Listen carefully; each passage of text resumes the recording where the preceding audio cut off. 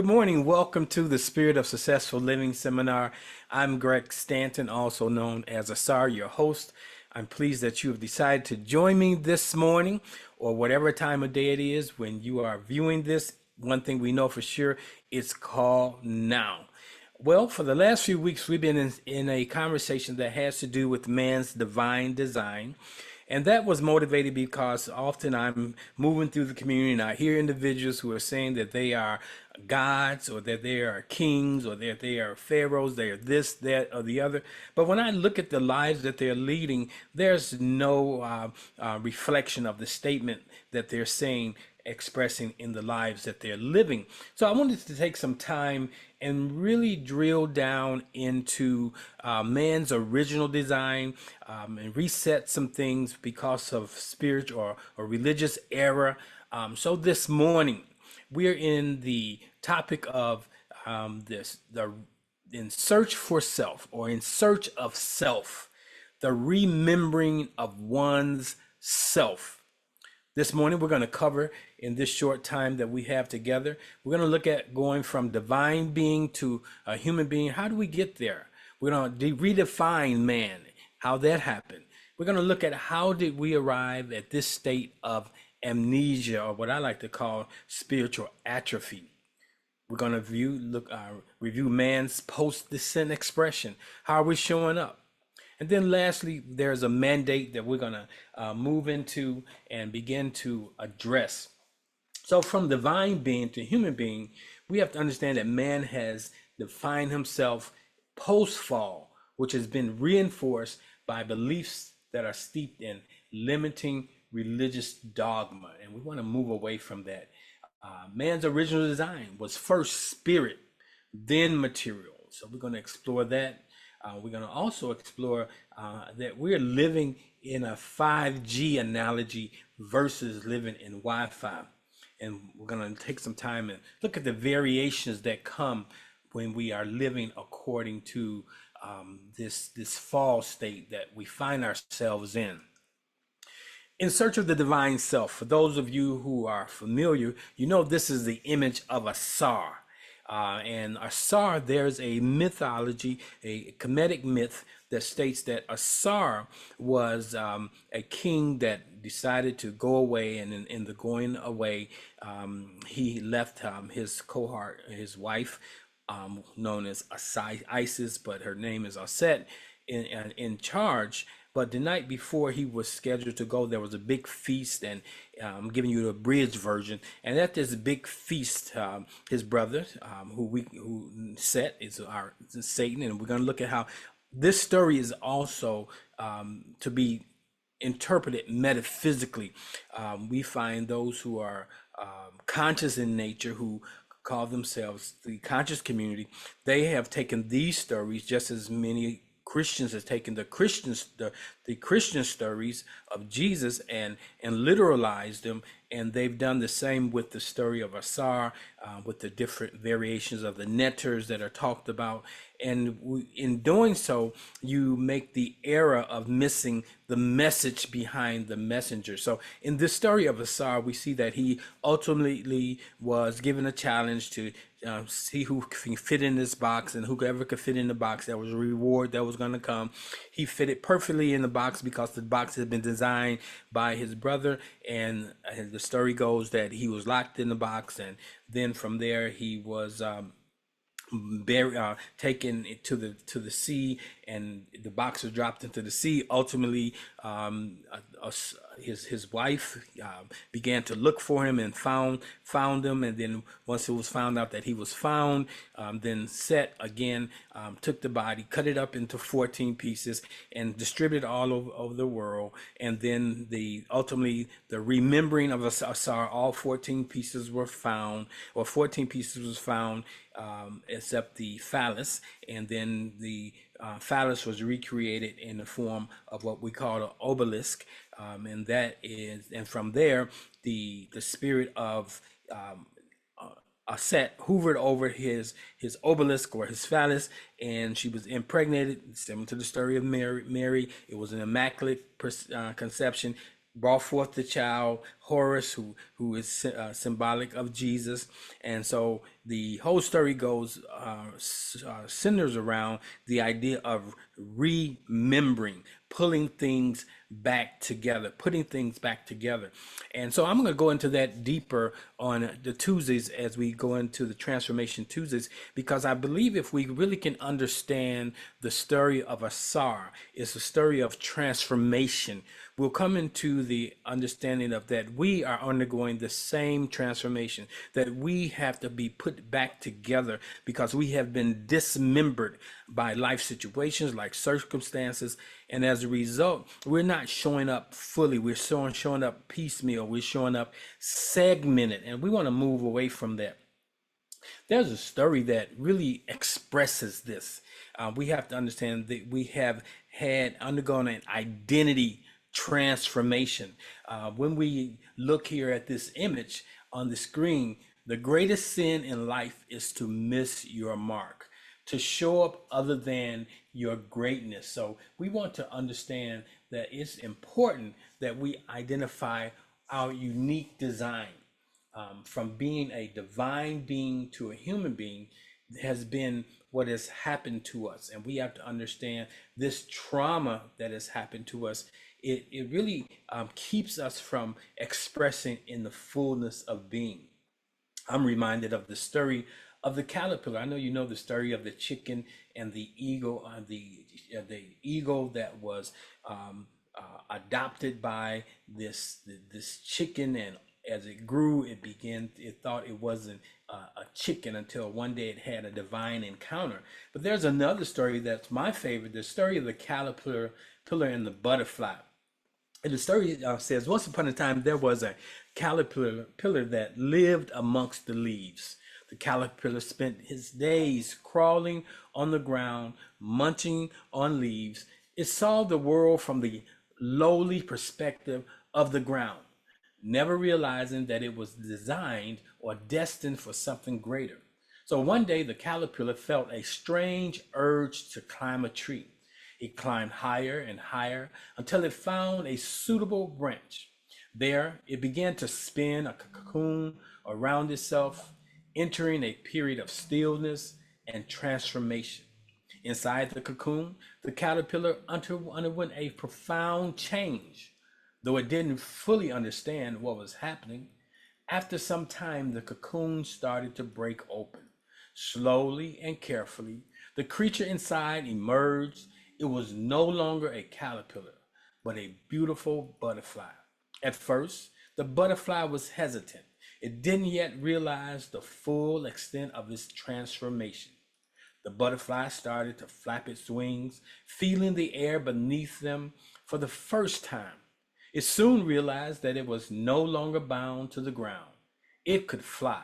The butterfly took to the sky, soaring high above the trees and seeing the world from a completely new perspective. The caterpillar had lived its life limited to the ground, but the butterfly embraced its true nature and soared to new heights. It had transformed, aligned with its true self, and experienced life as it was meant to be. The story of the caterpillar and the butterfly represents you and I. It's about connection to self-discovery and spiritual identity, identifying your divine design, realizing that what you have gone through in life, what you have grown through in life that brings you to this point in life, has prepared you for a new experience. Like the butterfly, you are ascending, and as you go up, you begin to shed, and you begin to do a lot of self-reflection, and ultimately you begin to realize that you're no longer what you have been, but now you're expressing as what you have been designed to be. So let's look at our post identity before the fall. That is, how was man defined before the fall? And I want you to know this. It's important that man is a spirit. So man was first defined spiritually. When we go to Genesis chapter 1, and I'm recapitulating some of this you've heard and some of you never heard, but some things we have to hear over and over again until it seeps down inside of us and it moves from our heart to our head, or it moves away from just being head knowledge to it becomes heart knowledge. So man is a spirit. In Genesis 1, we see the creation. Creation always starts from the spirit, from the unseen to the seen. And then Genesis 2, we see man had a natural genesis. And it's the natural genesis that presented the problem for mankind. So when we talk about the post-fall expression, man was defined as a spirit. And then ultimately in Genesis chapter 2, early on in Genesis chapter 2, before the descent or the fall, man could be defined as both spiritual and physical. So man was a spirit that possesses a soul and lived in a body. What that means, there was four aspects to man. Man was a spirit, had a spiritual aspect. Man had a mental aspect. Man had an emotional aspect. And man had, lastly, a physical aspect. The last three aspects are more naturally or material based. They're controlled by the being in the physical body. And then the first aspect, which is the spirit aspect, is that aspect of all of us that comes from source, divine intelligence, what many of us call as God. When you look in Genesis chapter 2 and it says, and God breathed on him and he became a living being. That breath that went into the very first Adam is the same breath that is in each of us. Each of us has the spirit with measure, meaning it's measured by what our design is. The measure that you have is significant enough for you to express fully in your original design.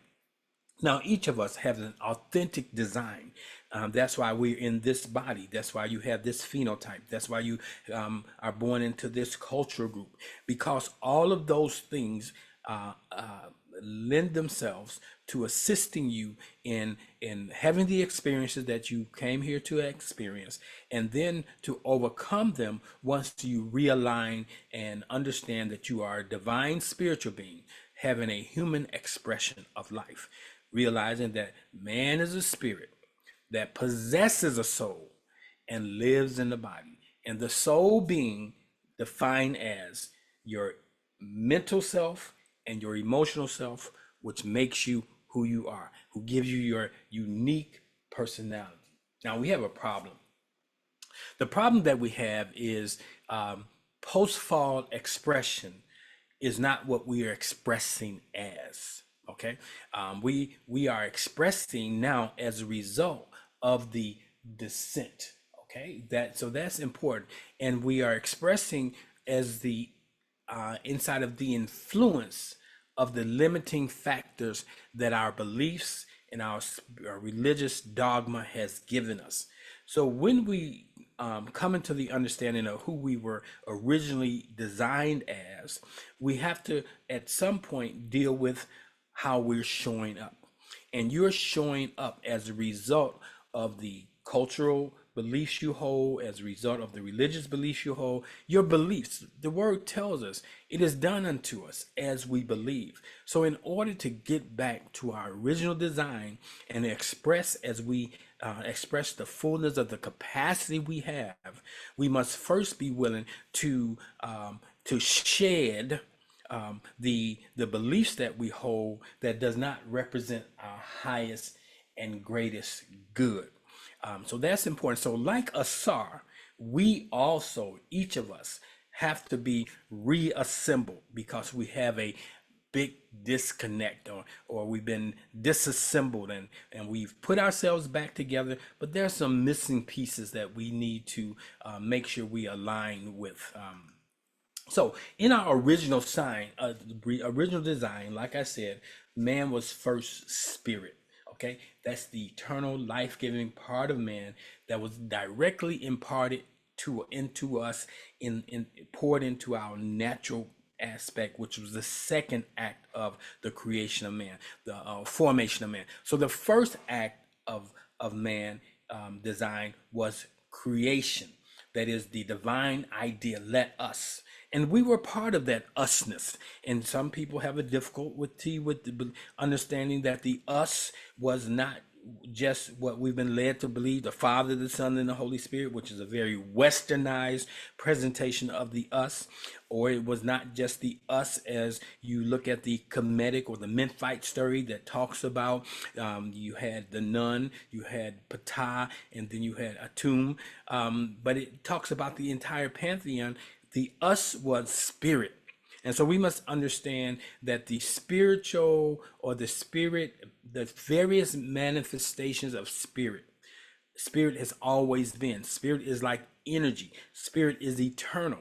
So the usness, even though we are dropped into this time called now in our physical forms, our spiritual self has always been in existence, will always be in existence. When you look at traditional religion, they tell you that when you die, that your spirit is going to do something eternally, either go into heaven for eternity or it's going to burn in hell eternally. But it denotes that it will never expire. And so that is the premise that I want you to be mindful of when you come to the full understanding that just like your spirit will never die, your spirit was never born. It has been since the beginning.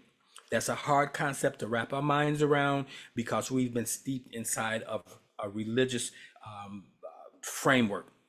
So first man is created as a spirit, as an idea, and you have to learn whatever you want to create in your life. It must first come forth in a from the spirit realm. It must first come forth through imagination, and then after it's imagined, then you could bring it to form. So the second part of the bringing forth of man was the natural genesis, which we find when we look in Genesis chapter 2, and we see that according to that story, God reached down into the earth and he took a handful of rich fertile soil and he formed man and he breathed into him, and man became a living being, that is a spirit being, not just a human being, but he was a spirit being.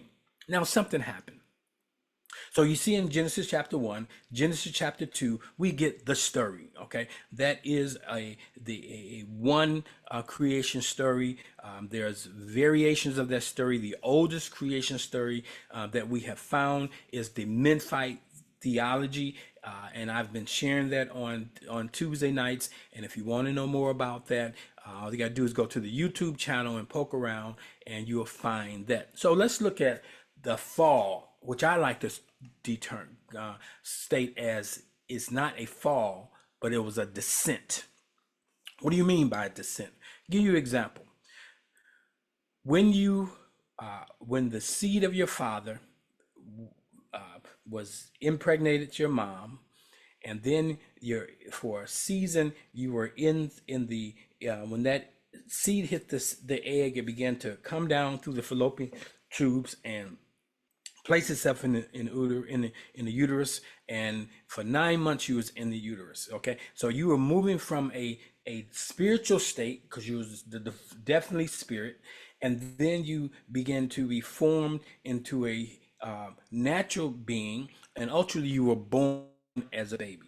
And so when you're born into the earth realm, from the time of the seed of your father being planted in your mother, you are now being impacted by things outside of you. You're impacted by what you feel, what you hear going on in your mother's life. You're impacted by the energy that she's engaging. And so sometimes I ask people when they look at their lives, have you ever asked your mom what was going on in her life while you were in vitro, or while you were in the womb, before you even came into the earth? And you find a lot of times a lot of our mothers were undergoing stress and trauma and drama, and that stress, trauma, and drama was inside of you, and you couldn't get rid of it.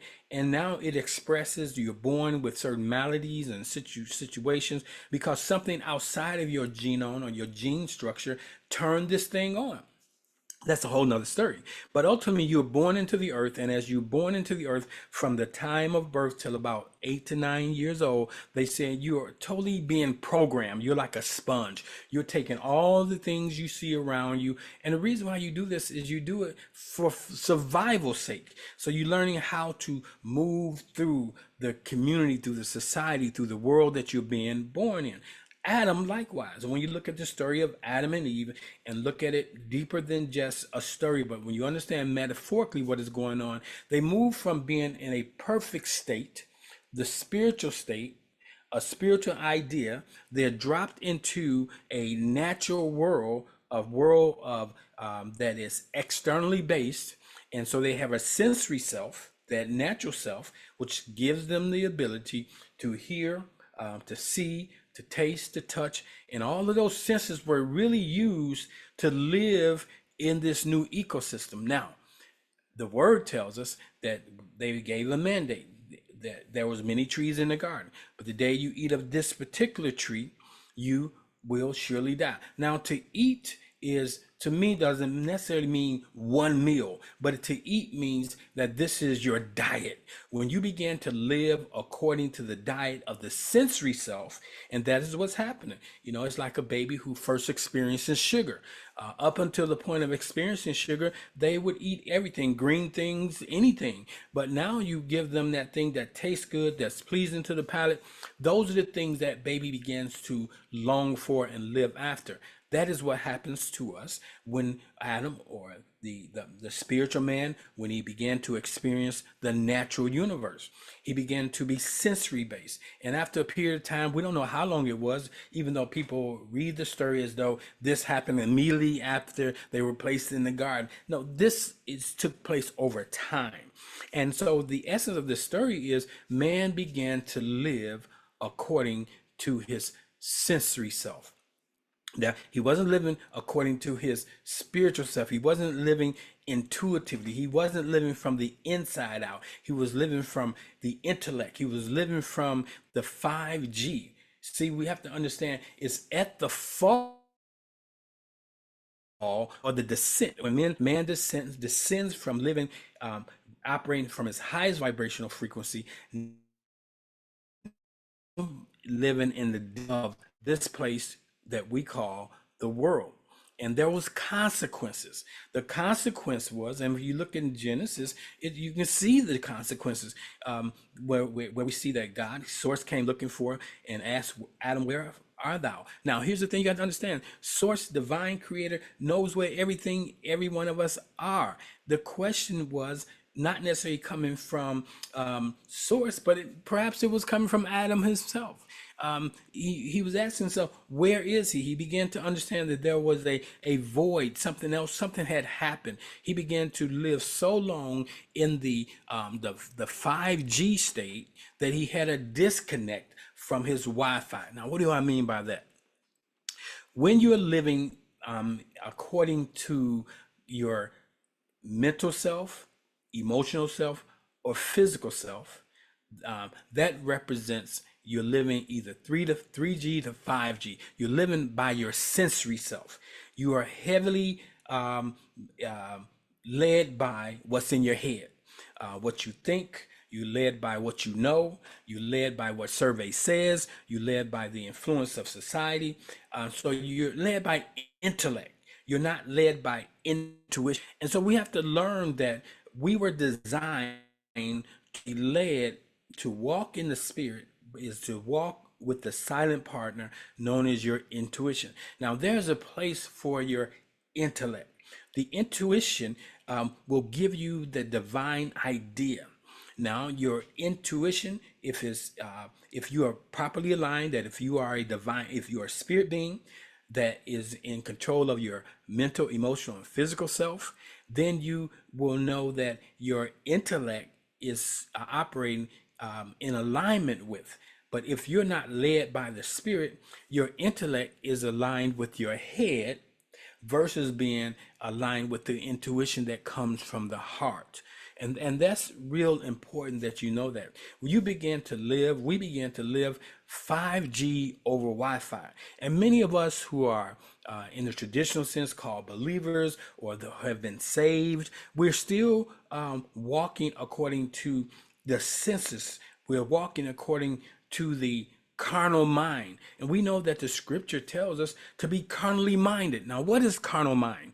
A carnal mind is one who is, okay, first of all, the word mind is spirit. To have a carnal spirit means that your spirit is being led by either your mental self, your emotional self, or your physical self.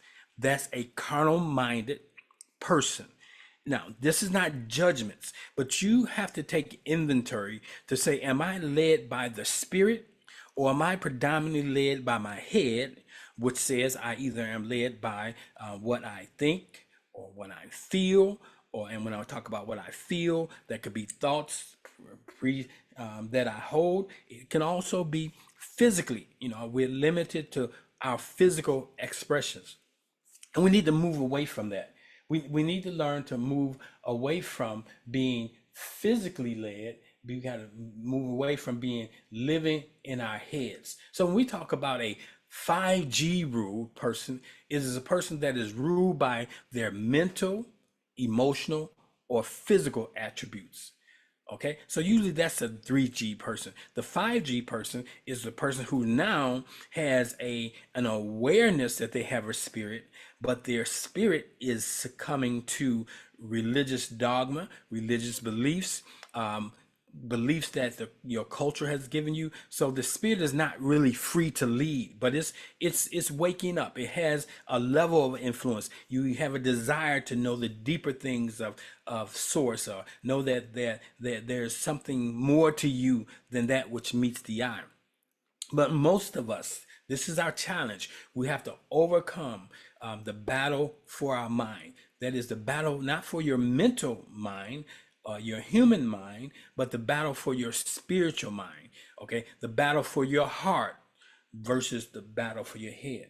And most of us are losing the battle because we have not correctly defined ourselves and don't really know what we're up against. When we talk about 5G ruled, is that's the individual who is leans heavily to their head and gives little credence to their heart. They follow their first. Your heart is your first mind, and most of us follow our second mind. Another thing that has happened as a result of this post descent expression or variation of showing up is we have an atrophied spirit. Now, what does it mean, atrophied? When I was a kid, one of my friends broke his arm, his predominant arm. I think he was a right-handed person, and he had to learn to use his left arm. And ultimately, because he had the cast on so long, he became proficient in using his left arm. But then when they took the cast off, he found that he was kind of embarrassed because his muscle appeared to be smaller. His arms appeared to be smaller. He really wasn't able to use it with the proficiency that he used it prior. And the doctor explained to him, that's the first time I heard the term atrophied. He told me that my doc says my arm is atrophied, and the more I use it, physical exercise, it'll come back. Same with your spirit. The more you lean into the spirit, the more you begin to walk into the spirit, the more you spend time in meditation and just being still, you begin to grow spiritually, and your spirit is now, which has been atrophied, which has been limited, now can be the stronger a part of who you are. So we got to deal with the spiritual atrophy. That's part of the reconnecting of who we are.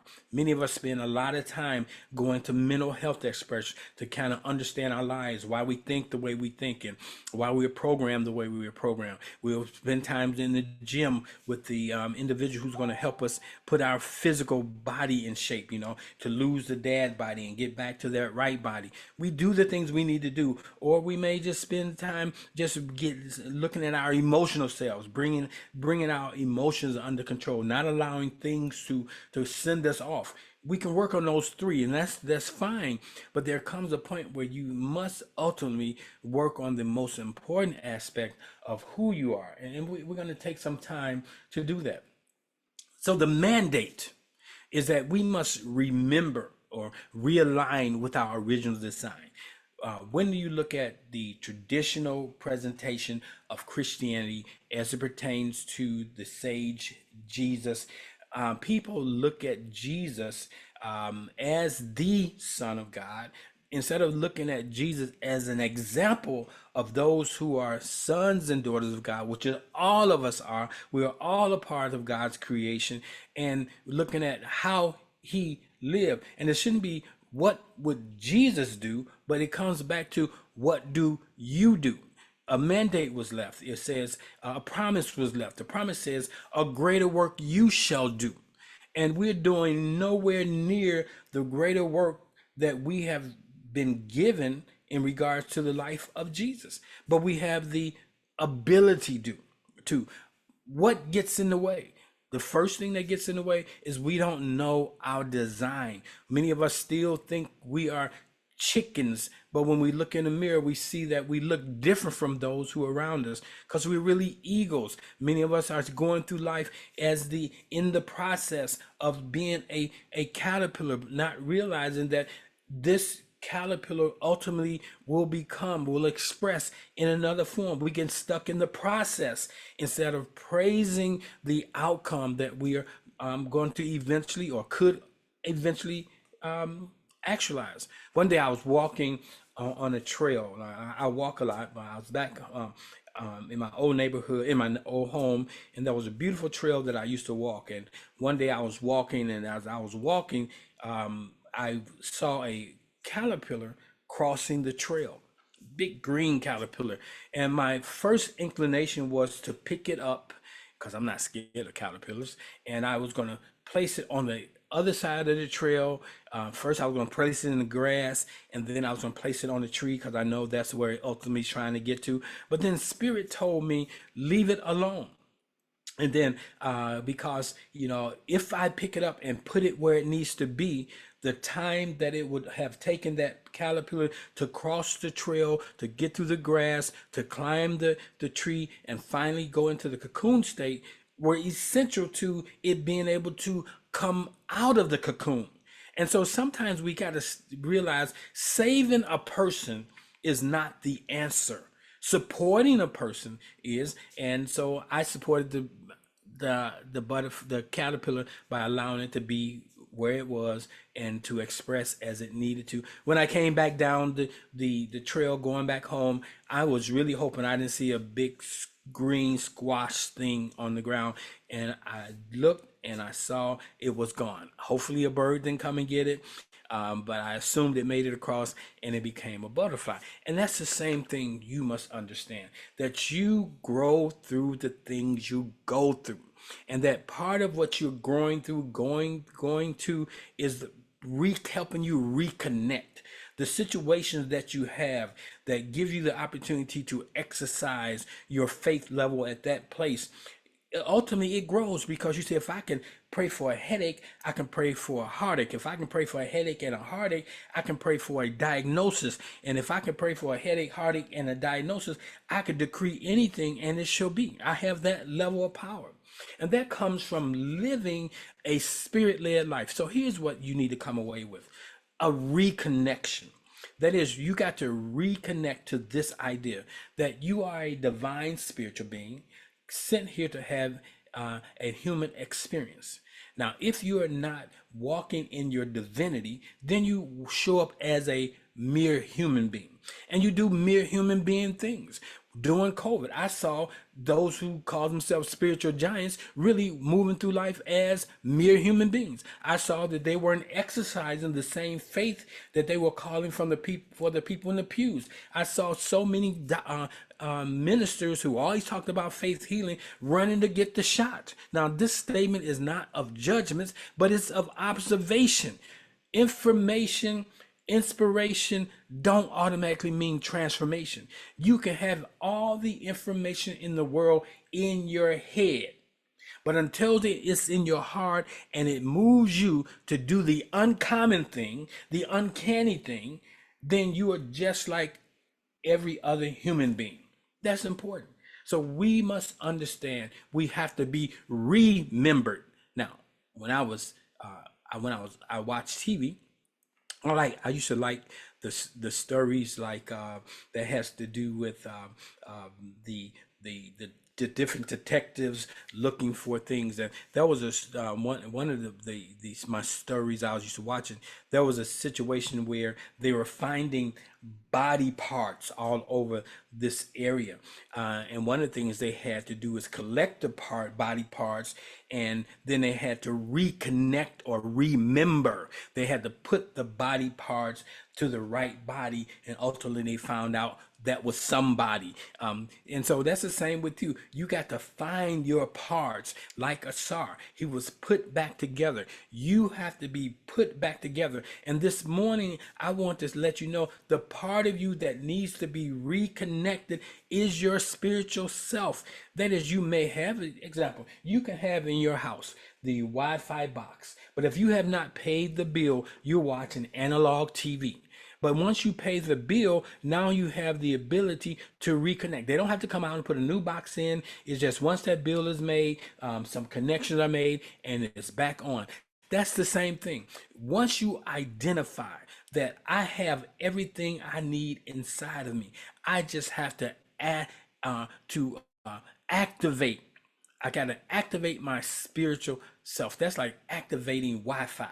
The difference between 5G and Wi-Fi is 5G is limited in what it could do. It processes slower. It's almost like dial-up. Many of you have been around long time. You remember dial-up. You young folks don't know what dial-up is, but you would dial up and you hear the computer doing all this stuff and it taking all this time. But then ultimately we got 3G, then we got 5G, and now we're operating on Wi-Fi. And with Wi-Fi, you can run every program that you have on your computer. You certain things you can't run with you running 5G. You can't run sources frequency if you are not hooked up, if you don't have the Wi-Fi connection.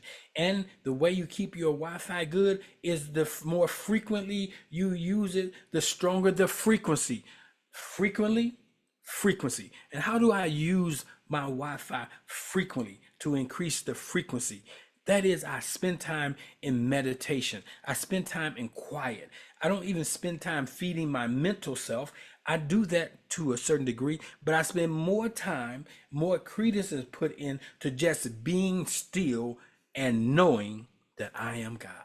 Come on now. So when we hear these things like Jesus told them, does not your scripture say that you are God? And that's what I'm saying to you this morning. Does not scripture say that you are fearfully and wonderfully made? So why are you staying in the state of the caterpillar when at this point in your life, you should be coming out of the cocoon and expressing as the butterfly? Why are you staying amongst the chickens when you should be soaring with the eagles? Because you have not been remembered. Nobody has told you, nobody has shown you, nobody has revealed to you your true essence. You're not a sinner or born in sin, shaped in iniquity. No, that's not your state. Stop allowing what other people say was their state to become your state. Stop allowing individuals to forecast your future. You stop them in their tracks. When my doctor told me 40, 60 days ago, when I showed up and they said that I had type 2 diabetes, I stopped her in her tracks. I said, first of all, you don't know me. You don't, if you haven't even reviewed my chart. And if you review my chart, you see that I'm a 64-year-old man and I have no medical history in my chart because I've been walking according to that. Instead of showing up and saying, wow, how is it that you're a 64-year-old black male that you're not having any of the conditions that are typical for black males your age? That's where she should have started. But then she started with projecting on me what the test said. So I'm saying to each of you, no matter what it looked like, you still don't allow that to be projected on you. So you got to learn how to reform that. It's not you put your head in the sand and say it's not true. So I told her, I said, look, I'll give you this, doc. I'm having a diabetic encounter, but I am not a diabetic. And here I am, 60 days out already. They've taken me, they've decreased my dosage. They said, well, don't look like you're going to, if you keep doing what you're doing, you're not going to be on the meds, or you will not have that. I say, I already don't have the diagnosis because I never identified with it. See, if you allow the things in your head to get to your heart, and those are the things that will harden. We have to learn to live by the heart and not the head. And the heart is the recreated heart, the heart that is not atrophied, but the heart that's connected to source. And that heart is the heart that gives you the ability to do all things. That gives you the ability to say that if you've seen the Father, you've seen the Son. I and the Father are one. Greater is it that is in me than it that's in the world. The greater one is not in your head, it's in your heart. Come on now. You got to be heart led, not hard headed. You got to be heart led, not hard headed. You cannot lean to your understanding and be a divine spiritual being. Now, I want to close with this. Living in the spirit, to be spirit led, that means that you first move by intuition, and then you allow the intellect to align with intuition, support your intuition. You don't make decisions. You don't move solely on intellect, because if you're like me, I've had some good ideas that weren't God ideas. I've lost a lot in life just by thinking at that moment that good idea was the great idea. But now hindsight, it was only a good idea. It wasn't Source's idea. It didn't come from my intuitive self. It came from my intellectual self. It told me you should invest in this. I didn't get that divine spark that says do this. I said, if I do this, I'll get that. And I got just the opposite. All right, good morning. Okay, so let me wrap up this morning. In summary, man has defined himself by his post-fall situation, which was reinforced by our religious dogma. Religion is man's attempt to tie himself back to God.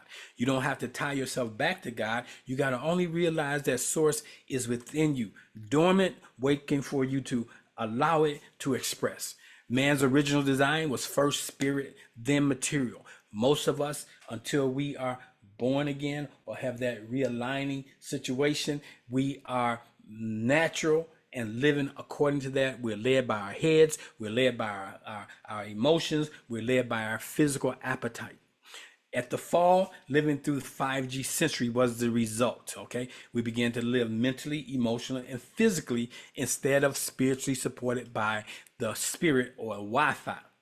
Post-descent variations, you can be ruled by your mental self. You can be moved by your emotional self. You can be ruled by your physical attributes. You got to ensure what rules me, and when we look at that, we'll see variations. You have some who are head ruled, some who are body ruled, some who are emotionally ruled, and very few who are spiritually ruled.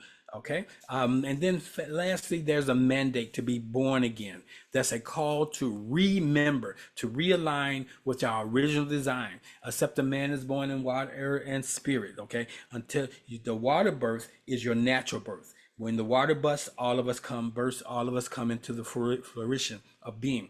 Then the natural birth, that's the water birth. The spiritual birth, and when you come into the realignment that, hey, I've been walking according to 5G, but there is something greater. And that's when you begin to go on the quest inside to release the spirit within. That's important. So that's the mandate, to remember and realign with our original design as a spirit. Man is a spirit that should possess a soul and only live in a body, which rules his mental self, his emotional self, and his spiritual self. So here's the call to action. I want you to wake up, not just be conscious of these things, not just be inspired by this thing, but I want you to get up.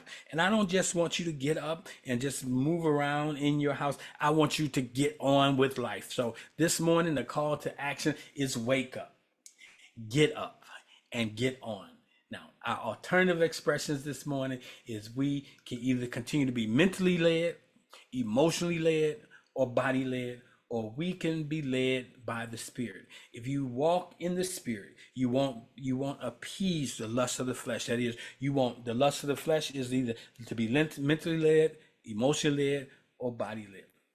So I hope this morning something has been said that's been uplifting and encouraging to each of you.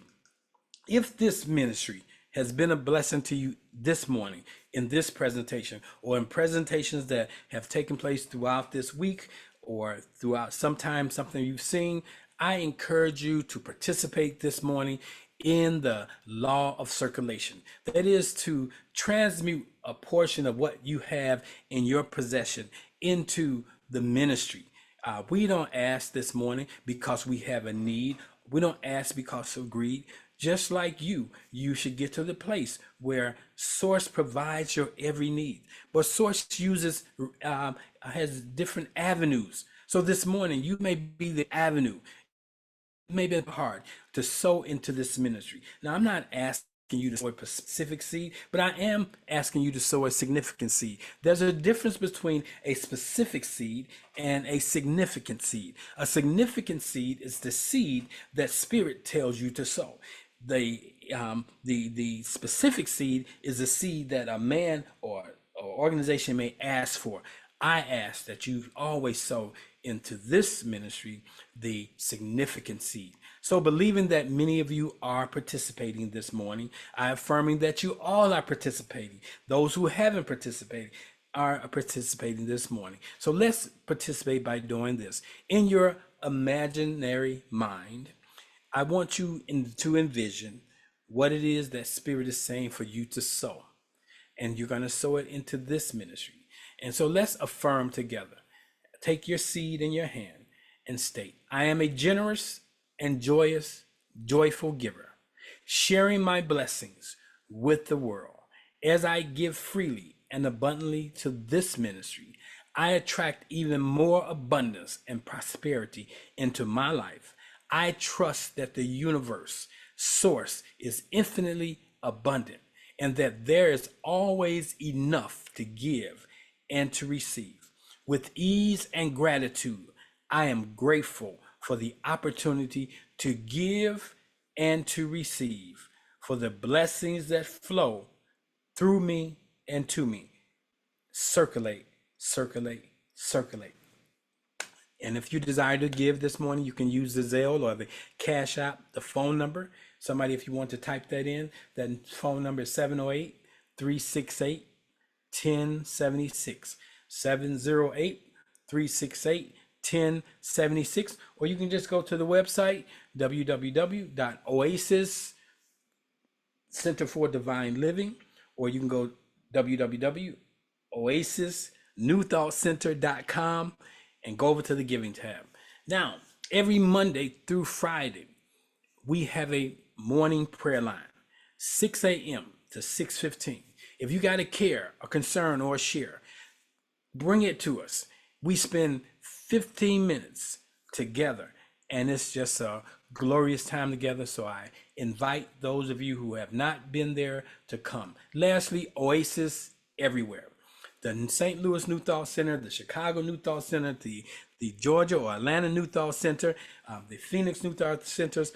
We're located where you are, and if there's a group of people in your community that want to start a New Thought Center that's led by the Oasis everywhere, then reach out to me. Our commitment is to unlocking your potential, fostering your personal growth and success in every area of your life. We operate in integrity. We are dedicated to guiding you on a path of personal discovery, allowing you to be where you are while you're there, but pushing you, stretching you like a coach, calling you to that greater level. Solutions. We have the solutions, not the solution. Distinctive soul paths, what you represent, require personalized solutions to unleash your potential. So join us at our weekly gathering here and monthly in your particular city. If there's the desire, let me know and I will make it my business to get there. You are a divine design, and I want you to come into the realization of that. You're the unique design, and that you may express accordingly. So this morning's message, in search of your divine self. And I hope you got something out of that. Okay, let us take a few minutes for those of you who are with us who have maybe some questions. Let me go back through here, see if there's any insights that were shared in the chat. Let me see. I got a lot of salutations. Speed more time is quiet. Okay. Speed more time in quiet strengthen the spirit. The more time you spend in meditation, that's correct, Al, you strengthen the spirit, you begin to walk in the spirit, you begin to flow in the spirit, you have a stronger connection. You ever had a connection, even on your Wi-Fi, that is buffers or it's just not because there's something going on and you got trouble on the line? The way you get trouble on the line is you keep a strong frequency, and that comes by way of frequent meditation. Them equal the people in the doctor's office, right? That's right. You are teaching them. I know they are talking about you in their office. You are increasing the consciousness of the doctors. Yes. I'm showing them that you can't treat the human spirit, but you can activate the human spirit. You can inspire people, and this goes beyond the mental aspect of positive thinking, but to know my design and to know the power I have, that I can decree a thing and it shall be. I can't control your world, but I can control my world. And I'm not going to allow others to control my world. And we do that too often. We have we've relegated, we by default, doctors, teachers, lawyers, parents, community, friends, to dictate what we can do and how we can show up. So before I close this morning, the phone lines are open. If you got a aha, and I hope you do, what did you take away this morning? If somebody wants to share a takeaway, just go ahead and raise your hand, and I will acknowledge you. We have quite a number of people that join us inside of the Zoom room this morning. We have quite a number of people that's joining us on the YouTube channel, and I welcome you this morning. Okay, we got a couple of hands up this morning. I see Cheryl and Myrna. I'm going to start with you, Myrna, and then I'll come right to you, Cheryl. Good morning, Myrna. You have the mic. Good morning. Thank you very much, and good morning to everyone. I wanted to just kind of the aha moment was your deeper dive into the 5G and the Wi-Fi, and then also going into the 3G, 4G, 5G, because with all of we're being forced into a 5G situation that we don't even understand and know about, and so it's adding lots of capabilities that we don't know, that we don't yet understand or even have been presented to us. And so lots of things are happening in this earthly realm that we're not aware of. And certainly obviously with Wi-Fi as well. But your analogy of 5G versus Wi-Fi, at least for me, kind of says, yeah, because I can flip on my phone from 5G to Wi-Fi. And if I'm not connected to the internet, if you will, then there's certain limitations. And sometimes the system forces me to a 5G. It's just kind of what's kind of going on. And Yes. so to me, just taking it on a spiritual standpoint, it's like, okay, I just like, I appreciate that and would love to hear you speak more about, especially in the place of the implication and the forcing that's being done. That would be helpful to hear more about it. Again, because it's without our knowledge. It's happening. It's because we're not aware. So that's great analogy that you brought up. So example, every day when I leave here, going to work, I'm usually on my I have my Wi-Fi on my phone, and I'm listening to something on a YouTube channel or something. And so when I get in the hallway, I'm still have a strong hookup. When I get in my car, I have a strong. But the moment I leave my building, I'm on the 15th floor. The moment I leave the building, whatever I'm looking at or listening to on Wi-Fi, it buffers, and now I have to pull over, and I have to switch my phone from the Wi-Fi setting to the 5G setting, and what I was listening to starts back up. And in life, There's times where you're going to hit situations and circumstances where you're going to feel like you're buffering. What has happened, you've lost the hookup, and now you got to go into the Wi-Fi. And so sometimes it's good. I mean, you can go into the 5G, and until you can get back home and go into your secret place and get into meditation, you go back into remembering how you dealt with those situations in times past, not times past before you were spiritually enlightened, but since your spiritual enlightenment, since your born again experience, how did I deal with that? And maybe you'll find the solution therein. And so we do need to upgrade our terminology. We got to upgrade our systems. How many of us have phones and electronic devices that we still have outstanding upgrades that we have not allowed to be downloaded? And so there's a new download that's available to us, but the download is metaphysical thought. And until you download the program, what people share with you about the metaphysics teachings, the insights they have, is going to be foreign to you. You're not, because you just can't grasp it. So I'm going to go deeper into that on the weeks ago. Tuesday nights is where you get that. So Thank you, Mark.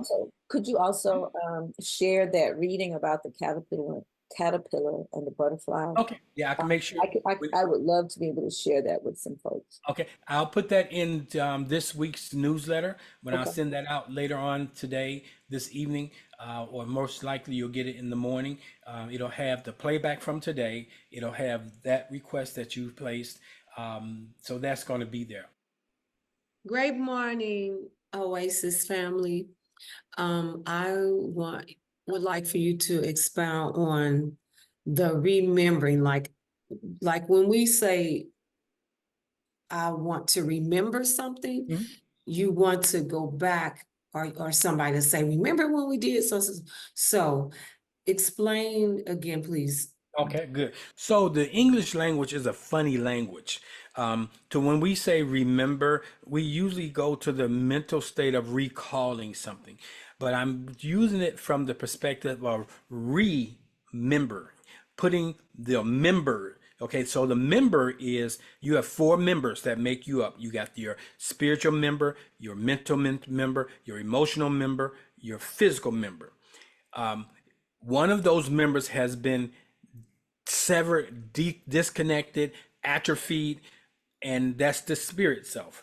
And so you need to remember it. You need to put it back into the equation. And then you want to know how they are supposed to align with one another. The mental, emotional, and the spirit, physical, is not supposed to lead, guide, but only influence and be used by the spirit.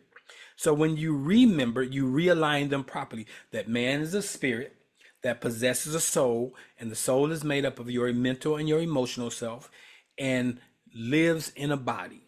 When you die, the mental self, emotional self, and the physical self expire. The part of you that continues on is your spiritual self, and it returns and realign 100% to source without being affected by its expression inside of your physical body. Does that help? Yes, thank you. Excellent. That's a good question. Carolyn says, I should listen again. My microphone's still not working. A new system must be coming. If you want it, go get it. Expect it any moment. All right. Excellent. Excellent. So I don't see, let me see if I can see if there's any comment. I'm going to start every Tuesday when I go into Transformational Tuesday. I'm going to entertain a question or two that has been sent to me. I have a number of great questions that were sent to me this week, and I'm gonna start working through those questions, and I'm gonna put together a frequently asked questions document, so that way I don't have to keep going back. But early on, a lot of what I teach or what I share, I'm gonna have to recapitulate. I'm gonna have to revisit. So some of you all that's been around for a long time, take it as a reinforcing moment to make sure you understand what is being spoken. And sometimes what I taught last week, is being expanded upon. I have a new revelation in regards to that. So I want you guys to know that I'm really trying really hard to create a space where you can not only just get information, but you can participate in your own transformation. That is critical to me. So that's all I have today. Again, I pray something has been said that's been uplifting and encouraging. And as you prepare yourself to go into the rest of the day, know that this is a day that your whole life can change.